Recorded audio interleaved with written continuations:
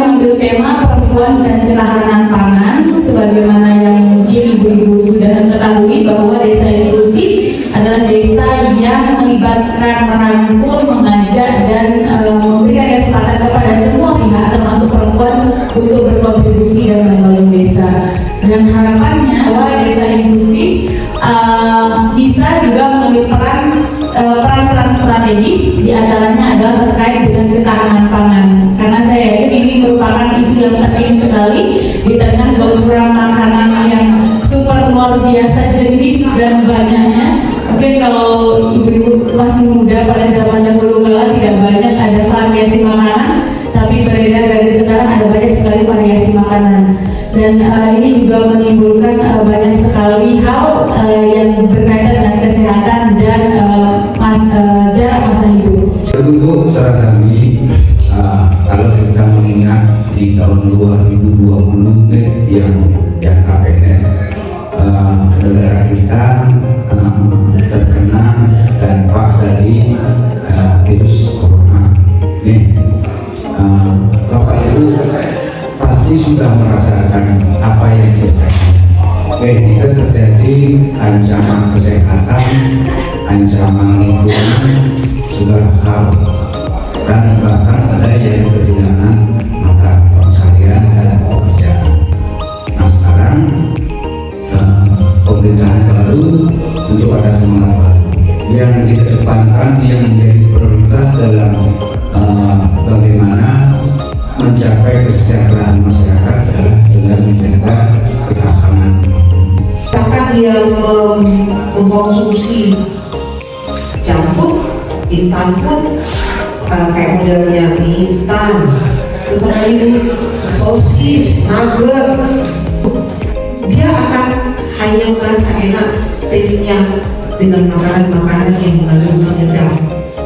Ya, dia tidak akan bisa tahu itu sayuran apa-apa saja. Dia tidak akan mau menyentuh sayuran. Lalu, iya. Tapi gimana caranya ibu mensikapinya?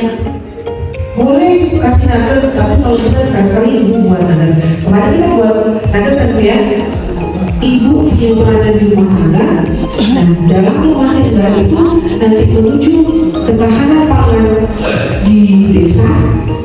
Di Banjar itu ya, kalau misalnya ibu sudah berumah tangganya bagus, untuk menjadi andahan bahannya makanan dan semuanya kesediaannya dari pengolahan, dari menghasilkan di halamannya, nanti mulai kopi di Banjar, habis itu Banjarnya sudah oke, jadi ketahanan pangan Banjar oke, jadi ke desa, desanya sudah oke, pasti kecamatannya juga oke, ya kecamatan sudah pasti, kabupatennya, kabupaten berarti ke provinsi menuju ke ketahanan pangan nasional. Jadi ini perannya besar atau kecil? Sangat besar. Sawah tidak semua punya ladang, tapi kita punya halaman pekarangan. Di halaman pekarangan itu kita memanfaatkan untuk menanam tanaman yang bisa dimanfaatkan sehari-hari. Ada 3 pilar mengapa dia disebut dengan ketahanan pangan. Yang pertama adalah ketersediaan pangan, yaitu akses pangannya, yaitu pemanfaatan pangannya. Jadi kalau kita mau berbicara terkait dengan ketahanan pangan, beda dengan kedaulatan pangan. Ketahanan pangan itu yang penting ada makanannya di desa. Karena sandang, pangan, papan. Tahu kesepahaman? Tahu kesepahaman? Saya lagi dari 4 ya, di luar dari 4 kelompok. Jadi ibu tolong pikirkan ada batas dengan kelompoknya terkait dengan potensi di kesepahaman tersebut, kelebihan dan kekurangannya. Kalau untuk kesepahamannya kita sudah yang terbaru di PKKJ, potensinya itu adalah untuk pemanfaatan lahan sudah bagus, kurang lebih sekitar 80%. Tapi kendalanya kita adalah untuk SDM-nya. Berhubung luas area di sana itu terlalu luas, jadinya untuk 2 orang karyawan sumber daya manusianya masih kurang. Untuk potensi penjualan yang sekarang itu, penjualan dari pohon pepaya sudah, pohon seri sudah, sama untuk tomat sudah berjalan sampai sekarang. Terima kasih. Untuk kesepahamannya potensi sudah bagus.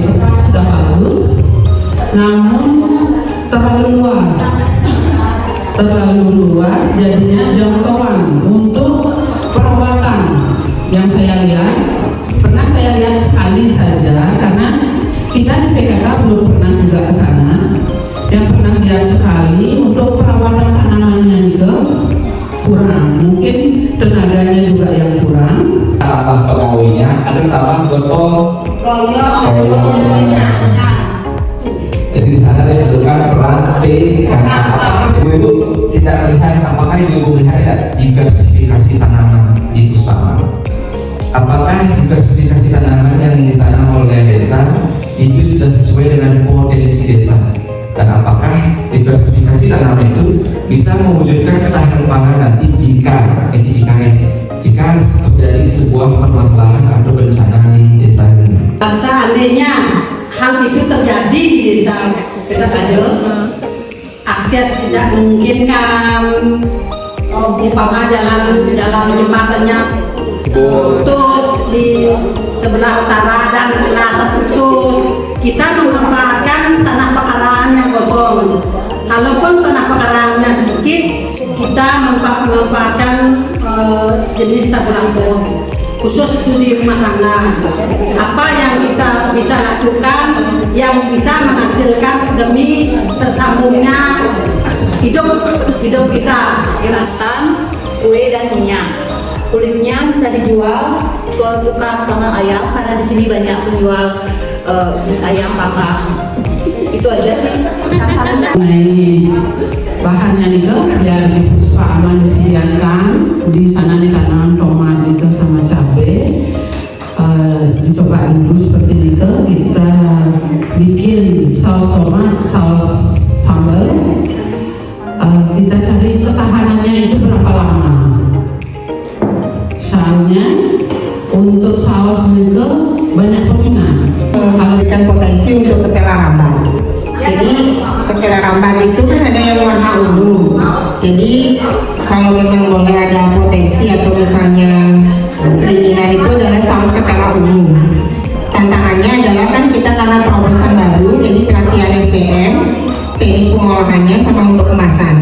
Kebetulan untuk saus ketela ungu itu kan banyak diproduksi untuk makanan luar, makanan Eropa. Jadi tapi kita ingin rasanya lokal. Jadi selain dia memberikan karbohidrat untuk anak-anak, tapi dia juga berasa saus, jadi bisa untuk cemilan anak-anak kalau memang dia suka kentang goreng. Selain saus tomat atau saus lombok yang sudah terbiasa, kita coba terobosan dengan saus ketela ungu. Jadi satu produk itu turunannya bisa banyak sekali. Dari buah naga itu bisa buat keripik, bisa buat jelly, bisa buat sirup. Nah sekarang Ibu bisa lihat di potensinya di sini masing-masing. Satu produk ini itu ada banyak kegiatan yang bisa ditelusuri. Dan terus tidak cukup sampai di sini kayaknya. Jadi lebih detailkan terkait dengan apa yang sudah menjadi potensi desa di sini. Masukkan ke RKP, dan itu kita akan bentuk UMKM. Ketahanan pangan itu dapat saya terbangun bagus di desa. Pertama kita harus mengenali desa kita potensi. Betul yang sebelah selatan tepuk tangan pun.